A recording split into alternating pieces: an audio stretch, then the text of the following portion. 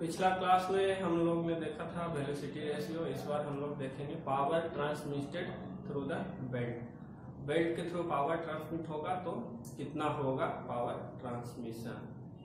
तो power transmission पढ़ने से पहले बेल्ट में जो टेंशन होता है उसका एक बेसिक नॉलेज होना चाहिए कि टेंशन कहाँ कहाँ पे होता है। तो हम ओपन बेल्ट से ही शुरू करते हैं कि ओपन बेल्ट में सपोज दैट दो पुली है, ओपन बेल्ट से कनेक्टेड है। आवाज आ रहा है ना? ओपन बेल्ट से ये कनेक्टेड है, ठीक है।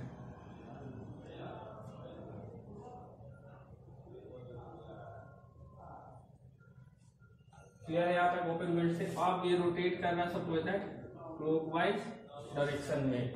ओपन बेल्ट है तो ये क्लॉकवाइज डायरेक्शन में ये भी रोटेट करेगा। सपोज ये ड्राइवर पुली है और ये ड्रिवन है, ये ड्रिवन पुली है, ड्राइवर पुली और ड्रिवन पुली। ओपन बेल्ट का अरेंजमेंट है। तो ये ओपन बेल्ट, ये ड्राइवर पुली जब ये रोटेट करेगा तो बेल्ट इसके ऊपर से रोटेट करेगा और यहां से ये खींचेगा इसको। ये जब रोटेट करेगा क्लॉकवाइज डायरेक्शन में, जब रोटेट करेगा तो यहां पर से ये इसको खींचेगा तो इसमें टेंशन जनरेट होगा, ठीक है ना। इसमें टेंशन जनरेट होगा जो कि हम मानेंगे कि टेंशन T1 है। क्योंकि यहां से ये खींचेगा इसलिए इसमें टेंशन ज्यादा होगा। तो इसमें इसको हम लोग इसलिए इसको टाइट साइड भी बोलते हैं। इसको टाइट साइड भी बोलते हैं। और ये वाला साइड जब बेल्ट का लेंथ लिटिल बिट इंक्रीज होगा तो ये थोड़ा सा लूज रहेगा, तो इसको स्लैक साइड बोलते हैं। और यहाँ पे जो टेंशन क्रिएट होगा उसको हम T2 मानेंगे। यहाँ पे जो टेंशन क्रिएट हो रहा है वो T2 है। अब ये पुली रोटेट करेगा तो किसी न किसी स्पीड से रोटेट करेगा, किसी न किसी स्पीड से रोटेट करेगा।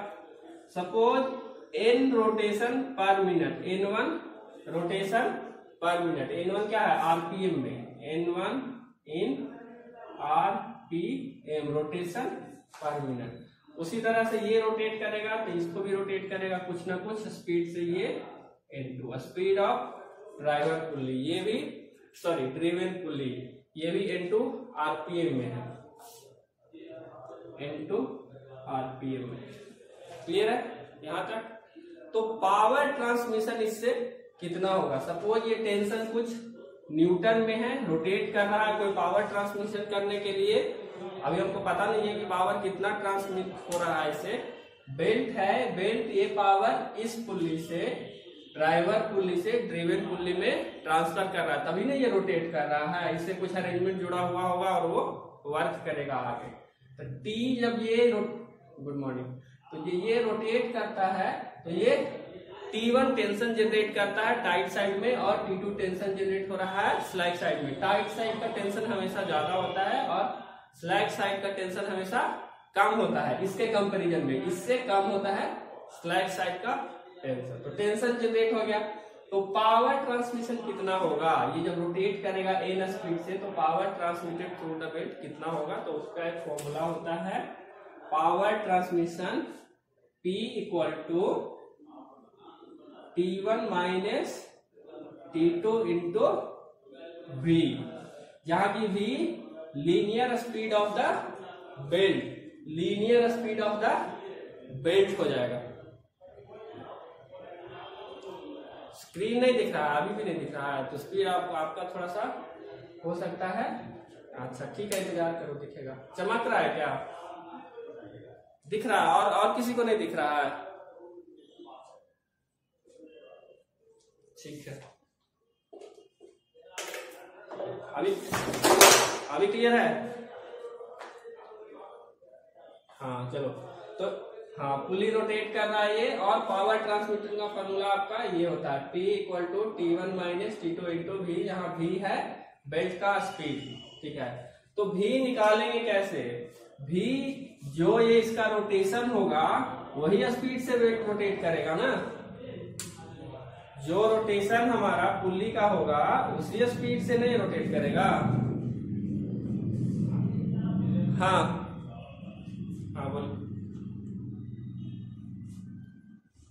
ठीक है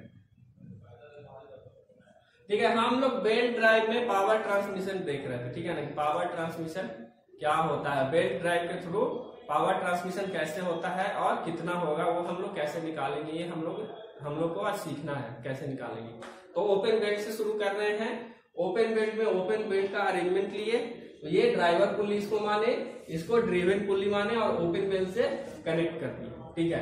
तो ओपन बेल्ट से जब इसको कनेक्ट कर दिए, ठीक है, अब जब ये रोटेट करेगा तो ये बेल्ट, ये मान लिया क्लॉकवाइज डायरेक्शन में रोटेट कर रहा है, तो ये बेल्ट इस तरह खींचेगा इसको, क्योंकि ये ड्राइवर पुल्ली है, यहाँ पे टेंशन जनरेट होगा, बेल्ट में कुछ ना कुछ पावर लगाइएगा, फोर्स लगाइएगा तो टेंशन जनरेट होगा ना, तो ये कनेक्टेड है, ये रोटेट करेगा तो कुछ ना कुछ टेंशन यहाँ पे जनरेट होगा, तो इसको हम मान लिए टेंशन T1, और ये भी इधर यहां से जब ये रोटेट करेगा तो ये भी कुछ खींचेगा, तो ये हो जाएगा T2।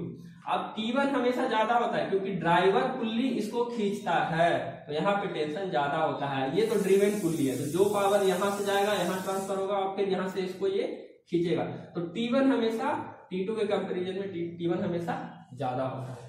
अब जब बेल्ट रोटेट करेगा ये पुल्ली के थ्रू, तो सपोज दैट पुल्ली का कोई स्पीड है N1, तो N1 स्पीड मान रहे हैं ड्राइवर पुल्ली का और N2 स्पीड मान रहे हैं ड्रिवन पुल्ली का। ये दोनों रोटेशन पर मिनट में होता है जनरली दिया हुआ, अगर N दिया हुआ है या speed of pulley driver pulley या driven pulley in rotation per minute में जनरली दिया हुआ रहता है। तो ये हम लोग को इतना तक अरेंजमेंट हो गया। पावर ट्रांसमिशन का एक formula, power transmission relative velocity में क्यों घुस रहे हो अभी, उसका क्या जरूरत है, अभी रिलेटिव वेलोसिटी में हम क्यों घुस रहे हैं, जब हम पावर ट्रांसमिशन पढ़ रहे हैं तो पावर पे फोकस करेंगे ना, ठीक है। तो रिलेटिव वेलोसिटी में हम लोग को नहीं जाना है, वो जब आएगा तब देखेंगे, ठीक है, जब आएगा तब उसमें कंसिडर करेंगे। अभी हम तो सीख ही रहे हैं उसमें क्या क्या होता है, रिलेटिव वेलोसिटी क्यों होगा वो देखेंगे। स्लिप जनरेट होगा तो रिलेटिव वेलोसिटी वाला फैक्टर आता है, मगर रिलेटिव वेलोसिटी के यहाँ ज्यादा कोई मतलब बनता नहीं है। स्लिप होगा, स्लिप के कारण कुछ लॉसेज होगा, उसको कंसिडर करेंगे। रिलेटिव वेलोसिटी हम लोग यहाँ भूल जाएंगे, ठीक है। तो ये स्पीड हो गया आरपीएम में, ठीक है, क्लियर। पावर ट्रांसमिशन कितना होगा, तो डाटा हमारे पास अवेलेबल है। पावर ट्रांसमिशन का एक फॉर्मूला होता है, ऐसे तो डिराइव होता है, आप लोग को डिराइव करने का जरूरत नहीं है, केवल फॉर्मूला याद रखना है, इसी पे आपका न्यूमेरिकल बनेगा। तो पावर ट्रांसमिशन का ओपन बेल्ट में फॉर्मूला होता है power transmission P = T1 - T2 into V, जहां V क्या है, बेल्ट का स्पीड। यहां तक हम लोग देखे थे। तो बेल्ट का स्पीड कैसे निकालेंगे, हमारे पास तो N1 दिया हुआ है और N2 दिया हुआ है, बेल्ट का स्पीड जनरली दिया हुआ नहीं रहता है, किसी किसी प्रॉब्लम में मेंशन कर देगा, ऐसे जनरली आपको पुल्ली का स्पीड ही मोस्टली दिया हुआ रहता है। तो जिस स्पीड से पुल्ली रोटेट करेगा उसी स्पीड से ना बेल्ट रोटेट करेगा। अगर हम स्लिप निगलेक्ट करते हैं, तो मान लिया बेल्ट और पुल्ली के बीच में स्लिप नहीं हो रहा है, निगलेक्ट करते रहे, ठीक है, तो ये स्पीड, पुल्ली का स्पीड और बेल्ट का स्पीड बराबर होगा, तो उससे हम लोग बेल्ट का स्पीड निकाल लेंगे। कैसे, अगर N1 दिया हुआ है, N1 हमको मालूम है, तो V = हो जाएगा पाई D1 N1 / 60 मीटर/सेकेंड। जब डायमीटर हम मीटर में लेंगे, डायमीटर जब मीटर में लेंगे और स्पीड N1 अगर हम लेते हैं रोटेशन पर मिनट में, तो ये वेलोसिटी निकालने का फॉर्मूला। अब T1 मालूम है, T2 मालूम है, V मालूम है, पावर ट्रांसमिशन निकल जाएगा, बिल्कुल निकल जाएगा, ठीक है। कभी कभी प्रॉब्लम में आपको दिया हुआ रहता है कि P दिया हुआ रहेगा, टेंशन या T1 या T2 निकालने के लिए पूछेगा, ठीक है। ये इतना डाटा में से कोई एक डाटा मिसिंग रहेगा, वो आपको निकालना है, ठीक है।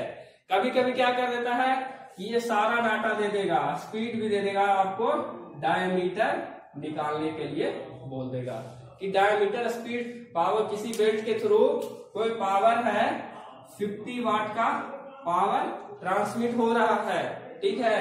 हमको T1 भी आपको दिया हुआ है, T2 भी दिया हुआ है, वेलोसिटी भी दिया हुआ है, सब दिया हुआ है।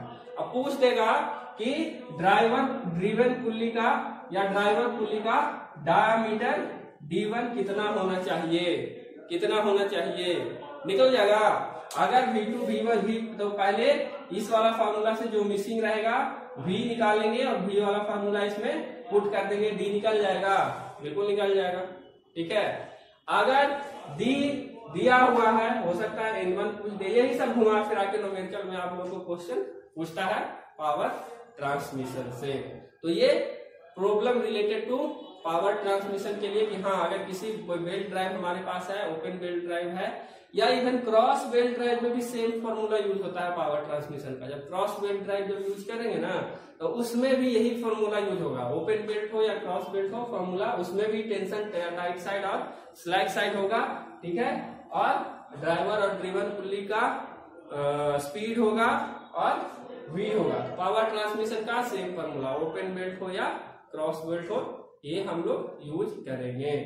फिर और हम लोग सीखेंगे जब न्यूमेरिकल सामने आएगा, नेक्स्ट क्लास में न्यूमेरिकल देखेंगे, उसमें हम लोग देखेंगे कि पावर ट्रांसमिशन का प्रॉब्लम हम लोग कैसे, या बेल्ट ड्राइव में वेलोसिटी रेशियो वाला जो प्रॉब्लम होता है वो कैसे हम लोग सॉल्व करेंगे, ठीक है। ये पावर ट्रांसमिशन का हो गया। इसके अलावा इसमें टेंशन रेशियो भी पूछता है दोनों का, ये T1 और T2 का टेंशन रेशियो। सपोज T1 और T2 दोनों नहीं दिया हुआ है, कोई और डाटा दिया हुआ है, तो T1 और T2 कैसे निकालेंगे, ठीक है। वो तो टेंशन रेशियो का भी फॉर्मूला हमारे पास है, वो हम लिखते हैं और उसके बाद समझते हैं। हाँ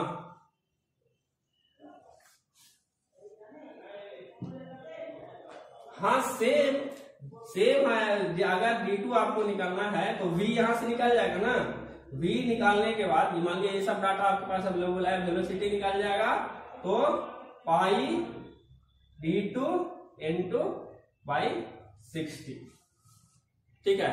और ये सब फॉर्मूला साथ में क्या हम लोग स्लिप नेग्लेक्ट कर रहे हैं, स्लिप आ रहा है कहीं पे, स्लिप जनरली इसमें नेग्लेक्ट कर रहे हैं सब में, ठीक है ना, मतलब स्लिप मान रहे हैं कि स्लिप 0 है, पूरा परफेक्ट रोटेशन हो रहा है, बेल्ट और पुल्ली के बीच में कोई स्लिप नहीं हो रहा है, ठीक है।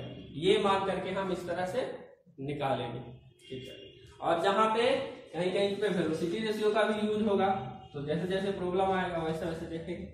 टेंशन रेशियो क्या होता है देखते हैं। मान लिया T1 और T2 दोनों प्रॉब्लम में नहीं दिया हुआ है, हमको तो चाहिए दोनों पावर ट्रांसमिशन निकालने के लिए, अब कोई एक ही दिया हुआ है, ठीक है, या कोई वैसा डाटा दिया हुआ है जिससे टेंशन रेशियो तो निकल रहा है मगर एक ही को टेंशन रेशियो निकल रहा है, तो दूसरा टेंशन रेशियो एक ही टाइट साइड या स्लैक साइड, किसी एक साइड का ही टेंशन अगर हमको पता लग रहा है तो दूसरे साइड का टेंशन हम लोग कैसे निकालेंगे। क्योंकि पावर ट्रांसमिशन वाला जब फॉर्मूला ही आप लोग पढ़े तो पावर ट्रांसमिशन का formula T1 minus T2 into भी है, ठीक है। अगर मान लीजिए इसमें T1 में T2 कोई एक ही मालूम है, पूरा दिया हुआ नहीं है, तब पावर ट्रांसमिशन निकलेगा नहीं निकलेगा, फिर दिक्कत हम लोग को। तो उसके लिए भी एक फॉर्मूला दिया हुआ है आपका टेंशन रेशियो। ये ओपन बेल्ट का क्रॉस बेल्ट के लिए अलग अलग होता है, तो ओपन बेल्ट का पहले हम लोग देखते हैं। तो ओपन बेल्ट में टेंशन रेशियो होता है T1 by T2 equal to ई पर पावर म्यू इंटू थीटा। तो T1 तो जानना है tension on tight side, T2 tension on slack side. E एक कांस्टेंट है जो आप लोग लॉग पढ़ वाला फॉर्मूला पढ़े होंगे, उसमें E आता है। म्यू क्या है, म्यू कोफिशिएंट ऑफ फ्रिक्शन है, coefficient of friction between pulley and belt.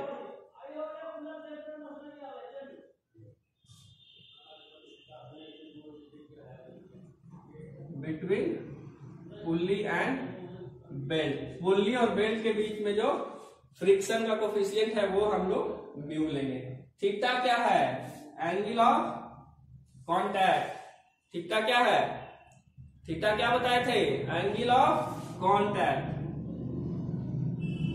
Angle of contact, ये थीटा। इस फॉर्मूला से हम लोग निकालेंगे, ये ओपन बेल्ट के लिए। अब थीटा कभी अगर मालूम नहीं है तो थीटा के लिए भी फॉर्मूला बताए थे।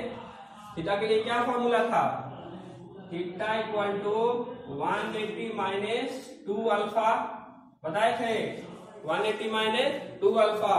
और ये डिग्री में नहीं हम लोग रेडियन में लेते हैं, तो पाई बाई 180 से गुना कर देते हैं। इतना क्या हो गया, इतना रेडियन। जहां पे अल्फा क्या था, अल्फा एंगल ऑफ बेल्टिंग। ये जब आगे जाकर के बढ़ रहा था आपका, दोनों पे मिल रहा था, तो एंगल ऑफ बेल्टिंग यहाँ पे निकाले थे इस तरह से करके, ये अल्फा निकाले थे 2 अल्फा। तो ये 2 अल्फा था, तो वहां से 2 अल्फा आप लोग ले लेंगे। ठीक है, अगर ये अल्फा भी नहीं दिया हुआ है और पुल्ली का रेडियस दिया हुआ है या डायमीटर दिया हुआ है, तो अल्फा निकालने का भी फॉर्मूला था, अल्फा निकालने का भी फॉर्मूला था। क्या फॉर्मूला था, ऊपर में लिख देते हैं। अल्फा निकालने के लिए भी फॉर्मूला था आपको, ये sine alpha equal to formula होता था R1 माइनस R2 बाई 2, ये फॉर्मूला था। सॉरी, एक्स एक्सिस के बीच का डिस्टेंस, x दोनों के एक्सिस के बीच का, या centre distance between pulley x होता था, तो ये अल्फा का फॉर्मूला। ये सब क्या ओपन बेल्ट के लिए, हम लोग जितना भी देख रहे हैं सब ओपन बेल्ट के लिए। तो ये ओपन बेल्ट का टेंशन रेशियो का फॉर्मूला है आपका। तो टेंशन रेशियो T1/T2 e पर पावर म्यू थीटा। जैसे ही ओपन बेल्ट आए और टेंशन रेशियो का नाम आए, तो ये फॉर्मूला आप लोग को एकदम से याद रहना चाहिए कि टेंशन रेशियो है और बेल्ट कौन सा है, ओपन बेल्ट। तो ये फॉर्मूला, एक क्वेश्चन इस पे आता है जो आपको लॉन्ग क्वेश्चन पूछेगा एग्जाम में, पावर ट्रांसमिशन वाला, उसमें इसका इन्वॉल्वमेंट रहेगा, या तो ओपन बेल्ट या क्रॉस बेल्ट। तो ये ओपन बेल्ट के लिए फॉर्मूला। अब थीटा निकालने के लिए फॉर्मूला है 180 minus 2 alpha into pi by 180 radian. और अगर इसमें थीटा निकालने में अल्फा का उपयोग है, मतलब एंगल ऑफ बेल्टिंग का उपयोग हो रहा है, तो एंगल ऑफ बेल्टिंग निकालने के लिए भी फॉर्मूला। कभी कभी प्रॉब्लम में आपको एंगल ऑफ लैप या एंगल ऑफ कांटेक्ट दिया हुआ रहता है, किसी किसी केस में नहीं दिया हुआ रहता है। जैसे डिप्लोमा लेवल का आपका है ना, तो जनरली एंगल ऑफ लैप दिया हुआ रहेगा। एंगल ऑफ लैप किसी किसी रेयर केस में आप लोग में नहीं दिया हुआ रहता है। तो अगर नहीं भी दिया हुआ है, तो ये वाला फॉर्मूला यूज करके और ये वाला फॉर्मूला यूज करके एंगल ऑफ लैप निकाल लेंगे और यहाँ पे पुट कर देंगे। कोफिशिएंट ऑफ फ्रिक्शन भी दिया हुआ रहेगा। अगर कोफिशिएंट ऑफ फ्रिक्शन नहीं दिया हुआ रहेगा, तो समझिए हम लोग को निकालना है। बाकी सारा डाटा दिया हुआ रहेगा, कोफिशिएंट ऑफ फ्रिक्शन आपको निकालना है। पावर ट्रांसमिशन वाला फॉर्मूला यूज करेंगे, इसके पहले जो बताए थे, और ये वाला फॉर्मूला यूज करके कोफिशिएंट ऑफ फ्रिक्शन या एंगल ऑफ लैप, यही सब इतना जो फॉर्मूला में जो डाटा मिसिंग है वही आपको निकालना रहता है। ठीक है ना। तो ये हम लोग ओपन बेल्ट ड्राइव के लिए हम लोग देखे कि क्या होता है टेंशन रेशियो। अब ओपन बेल्ट ड्राइव नहीं होकर के अगर क्रॉस बेल्ट ड्राइव रहे, तो टेंशन रेशियो क्या होगा। क्रॉस बेल्ट ड्राइव के लिए टेंशन रेशियो आप लोग का क्या होगा। तो क्रॉस बेल्ट ड्राइव में भी टेंशन रेशियो आपका सेम रहेगा। ठीक है, केवल फॉर्मूला आपका बदल जाएगा। किसका, ई पर पावर म्यू थीटा है इंटू बदलता है ये कॉसेक थीटा हो जाता है, कॉसेक थीटा हो जाता है। समझे, याद रह जाएगा। ई पर कॉसेक थीटा याद रह जाएगा, नहीं होता है, कंफ्यूज है, बुक पे है, देखिए तो क्या है फॉर्मूला क्रॉस बेल्ट ड्राइव के लिए। क्रॉस बेल्ट ड्राइव के लिए टेंशन रेशियो कोई पढ़े हैं, हमें को बताना पड़ेगा।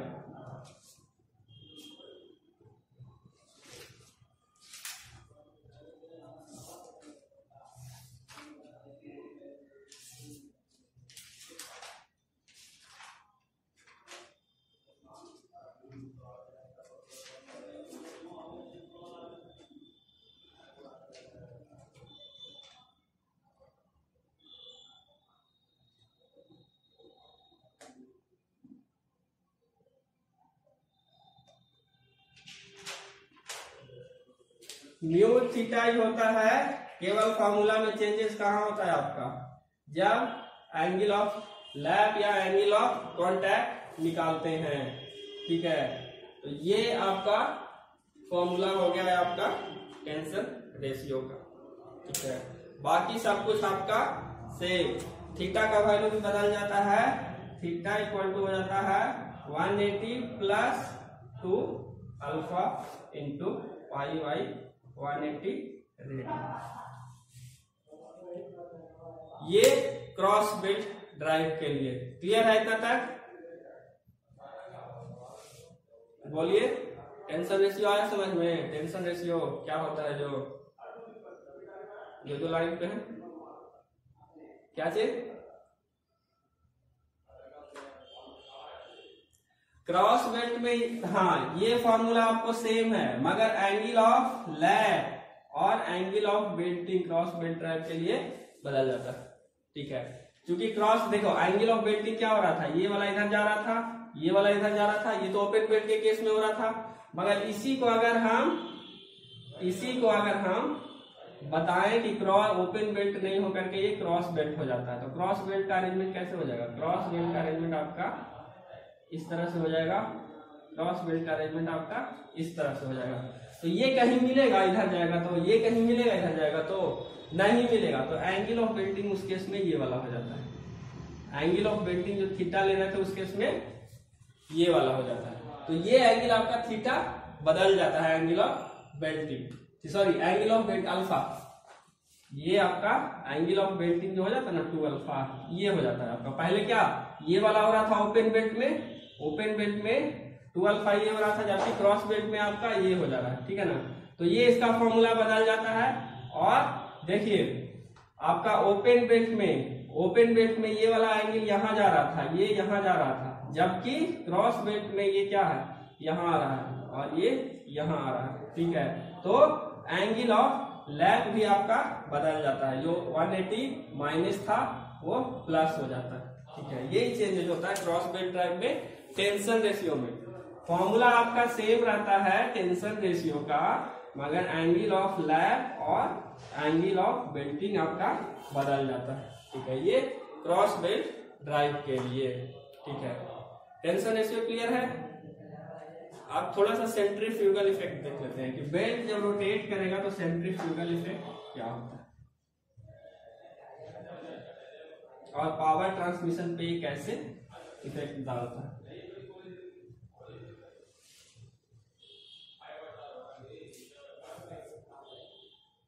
ठीक है, टॉपिक देंगे सेंट्रीफ्यूगल इफेक्ट ऑन बेल्टिंग।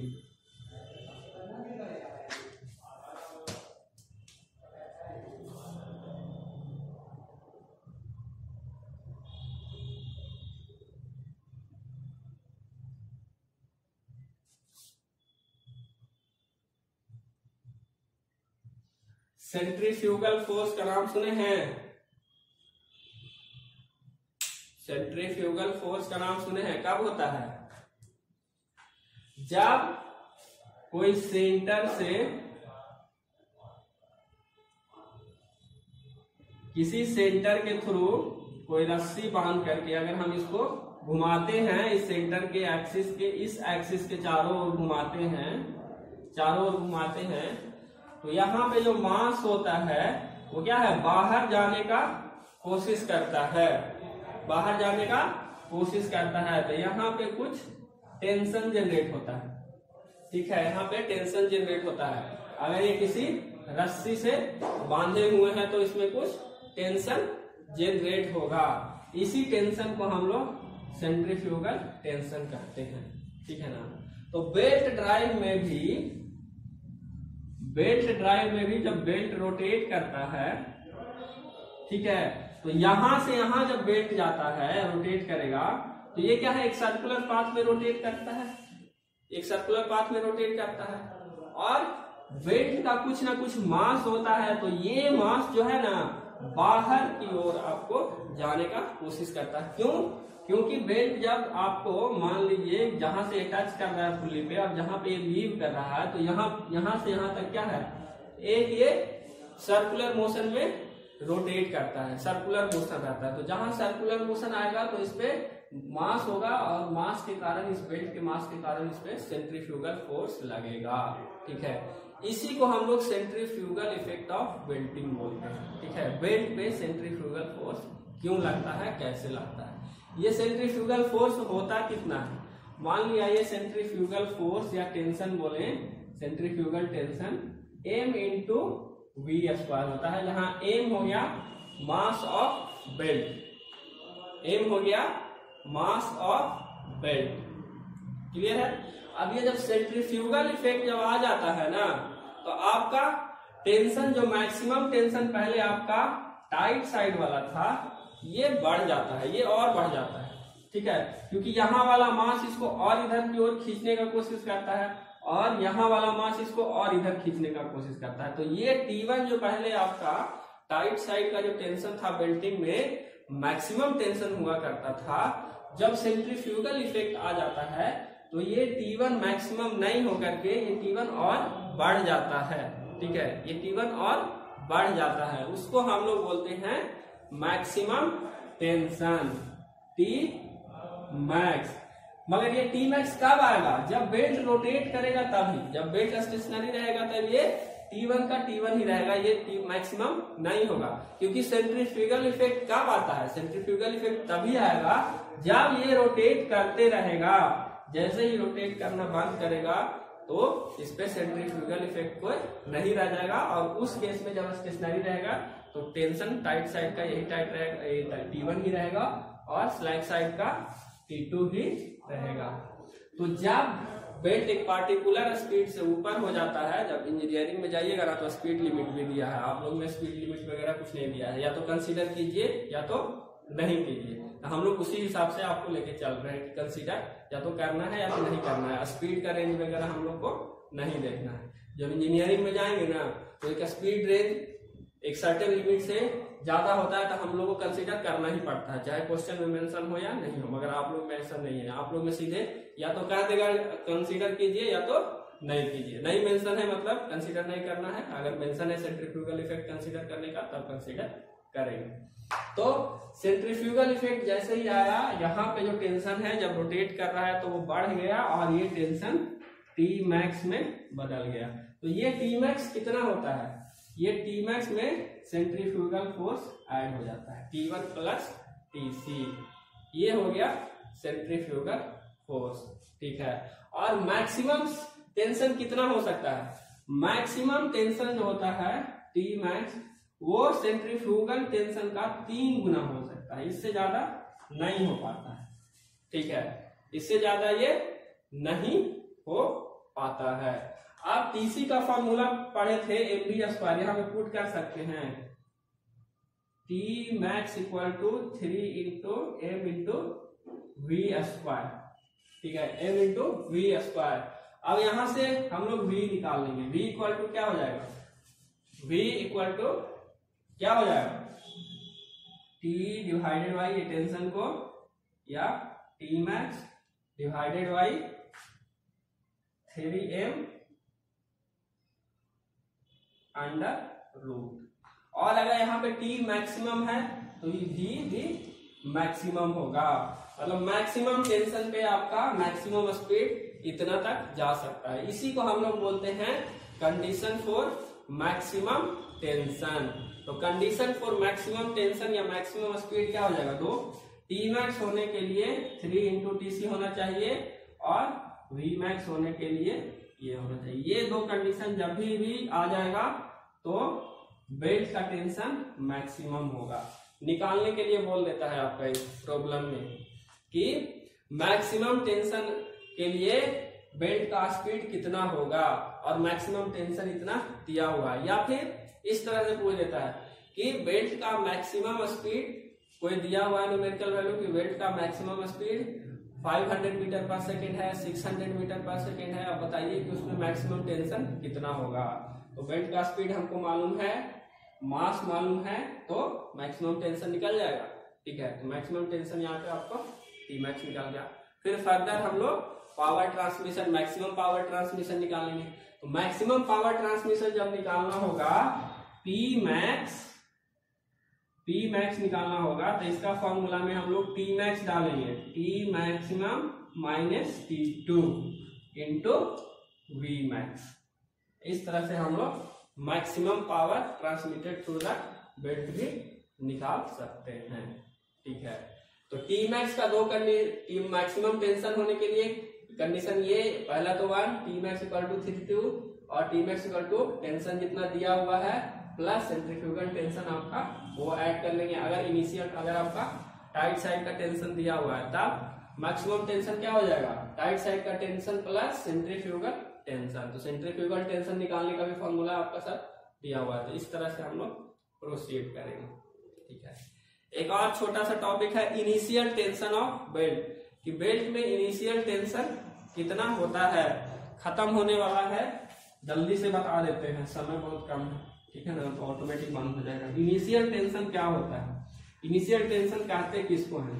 तो बेल्ट जब स्टेशनरी होता है, बेल्ट मतलब पुल्ली पे रोटेट करने के लिए, रोटेट करने से पहले जैसे जो बेल्ट जब हम चढ़ाए, दो पुल्ली है, इस पे बेल्ट चढ़ाए, तो बेल्ट चढ़ाने के बाद जब पुल्ली स्टेशनरी है, रोटेट नहीं कर रहा है, तो उसमें जो टेंशन होता है उसी को हम लोग बोलते हैं इनिशियल टेंशन, ठीक है। बेल्ट चढ़ा दिया, अभी रोटेट नहीं कर रहा, इसका एक्यूरेट लेंथ वगैरह कितना होना चाहिए वो सब करके हम लोग लेंथ इस पे बेल्ट चढ़ा दिए, रोटेट नहीं कर रहा है। बिफोर रोटेटिंग, ठीक है, before rotating the pulley, when we put on belt on the pulley, then that tension will be called initial tension. तो वो टी नॉट होता है, इनिशियल टेंशन को टी नॉट से डिनोट करते हैं, और ये होता कितना है, ये दोनों का एवरेज होता है, T1 प्लस T2/2, मतलब टाइट साइड का टेंशन और टाइट साइड का टेंशन और स्लैक साइड का टेंशन का